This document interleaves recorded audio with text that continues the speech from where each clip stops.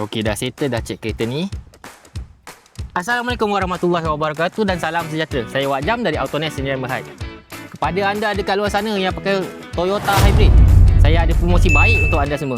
Sebab saya dah bincang dengan bos saya, kita akan adakan servis checking secara percuma untuk anda-anda setiap hari Jumaat dari pukul 9 pagi hingga pukul 1 tengah hari.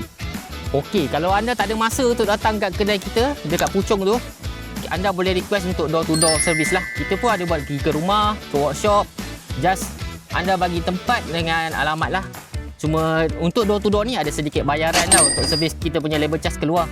So untuk anda di luar sana yang berminat untuk buat checking, anda boleh WhatsApp saya untuk sebab slot ni terhad. Saya pun banyak buat checking keluar dan tukar bateri kat luar. Okey, itu sajalah yang saya nak kongsi untuk video kali ni.